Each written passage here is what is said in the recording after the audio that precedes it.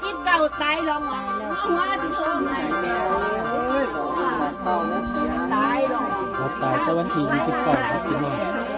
ตายอยู่ใส่ละเจ้าสีชาเราบอกไปเนี่ย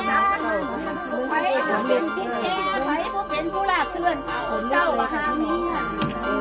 มันมีผู้ไปเองไปทางไหนแก้วที่แนวนี่บอกไปทางเขาเลยไปทางไหนล่ะเจ้าไปไปเราได้ต้องมาผู้นี่นะไปทางไหนกูนี่ที่เนี่ยทางหัวจะย้อนถ่ายลำลำหัวจังบานได้ลำปานงตีซี่จะหา6 ชั่วโมงกูไปพวกกูรถเด้อกูขี่รถไปพวกเรารถไปปัดซ้ายนั่นเอาไปเล่นเอาไปใส่เอาไปเขาโอนให้เมียใบเด้เนาะมันตะกี้ยังจังไงเอาเฝ้าเราคูไปแล้วไม่เอาไปโอ้ยคนบ่หูบาดยังสินั่งใส่เจ้าบ้าเบาคนบ่หูบาดยังกายเคียงก่อนตั้งแต่โดนมันยันกูล้มแล้วมันกลับไปแบบงอแล้วก็บอกกูว่าได้ตายที่ตอนนั้นมันใจอยู่บนเก็บรถกับบ่มาโซบสิมา6 โมงเช้าบางเอิญนั่นรถบ่มีเขาก็เลยนี่ไปดีมาเขาได้กินลูกไปเดี๋ยวนี้ยุดใสอยู่ไสครับอยู่ไสไปต้องเจ้าสีชาเหลาบอกไปแน่พะไงเอ้ยเจ้ายุดใสเนี่ยถือกูบอกมันว่ากูเสียเปรียบมันบอกหลับข้าวงานเราแม่บอกทุกคนบอกมันบอกมันว่าตายกูได้บอกคุณก็ไม่กระบากูตายไม่เลยไรฟ้าจะไปใส่ได้ขึ้นมาเนี่ยมันบอกไรจะบอกนักตายผู้นั้นกระบาอยู่หันผู้นี้กระบาลูกเคยขาผู้นั้นกระบาเขาบอกไทยผู้นี้ก็โตผู้นั้นแต่แค่กูไปผู้เดียวแบบคืนนั้นเอากูไปเมื่ออย่างกูต้องรู้โอ้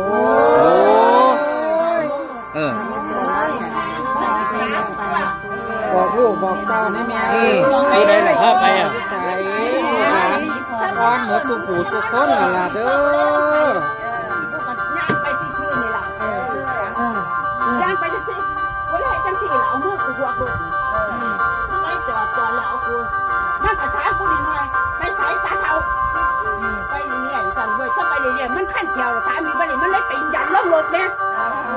โอ้ยตั้งแต่บ้านที่29ได้ล่ะคนมาตายคนบ่หูบาดเบี้ยงเข้าหลังตั้งแต่เก่าคนบ่หูบาดเบี้ยงเข้าปีตั้งแต่หลังผู้ใส่เดี๋ยวนี้ทำเองนะแม่เด็กน้อยยังมองได้ไม่ใส่โอ้ยไปดูส้มไหนนอบานี่หวานทางไก่กำบานอื่นเด้อใส่เด้อนะเอ้ยพอไปอยู่สูงเขาแค่สั่งบ่เห็นมันเป็นคล้องว่าทีนคู่กับบ่แมนนั่นแหละไปสร้างเสียงนี้เด้ไล่ไปแต่ว่าคนลงจากว่าคนใหม่มันบ่ถูกกินถูกอะไรเพราะว่าวีซ่าเราแก่วีซ่าเรารักษาเราไปวีซ่าเราแก่ตายบ่เอาจีนบ่ใหญ่ป่านนี้เดี๋ยวนี้มันก็จะได้ยินเห็นไปนั่งไปนะนั่งไปอยู่ส่งพ่อบางอ่อนน้ำตาอยู่ใส่เด้เจ้าผู้นั้นเขาก็เบาว่าอยู่หันผู้นี้เขาก็เบาว่าอยู่นี่น้ำสีดาลกที่นี้น้ำอีกบาโกที่น้ำลำบาแต่โถกูอยากเข้าไปเลยเด้ไปได้เองดีครับรถล้างมาเรียนเท่ากันหลายโอ้ยเดี๋ยวใจโอ้มานอนได้แค่ตัวรัวกูน้องทำมันจุ่มเสียยูโถยูคนเสียขาแต่ว่าร่างกายแล้วมันก็มีแนวปลาไหลมันคอยหางคอยกินไปอยู่มันบ่เอาบ่เพียใส่ลูกสาวกับลูกเขยแล้วอยู่ตรงนี้ขอเพิ่มเด้อมันคอยว่าอันขายประทับเราเก่งบ่อยนำแต่ว่าเรา ตรงขึ้นกลับเอาลงมาจากเนี่ยเอาลงไปจากเนี่ยเด้ตอนนี้เล่าไปอยู่เล่าจะเป็นบ่ ขอให้เด้อแม่ เด้ ไปจังได๋หามาหาภาพดีเนาะสิย่างสิแมว ไปจากนี่ที่ปากผู้บ้านไป แม่มาแนวใดลูกหลานจะงอมเหมือนหรอ เพราะไก่บ้านเฮาแต่ว่าแห่งไก่ ตลอดตลอดเนาะ ไก่สำหรับเฮาไก่สำหรับเพิ่น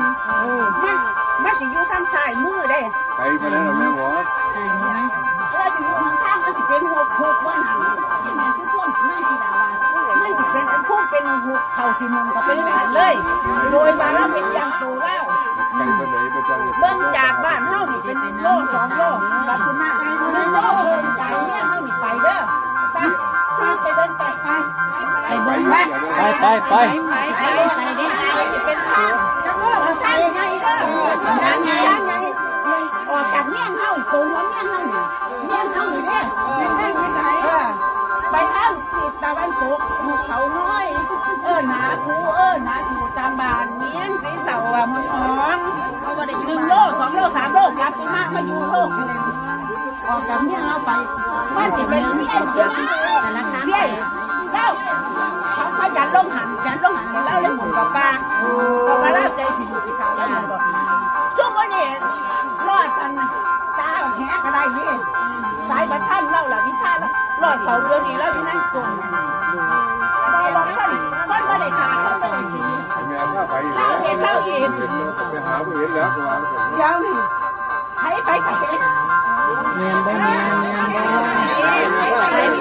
ออกจากเมี่ยงเฮานี่ ไปพาไปนี่ไปนี่ ออกจากเมี่ยงเฮานี่ไปรอดไปเดินออกจากเมี่ยงไป300หาขึ้นมาขายไปทั้งนั้นแน่หาขึ้นมามันเสียอยู่โลกเพิ่งเมี่ยงเฮาใส่ล่ะ มันระเบือ นี่ล่ะกายจากเมี่ยงเฮาไปบักอันนั้น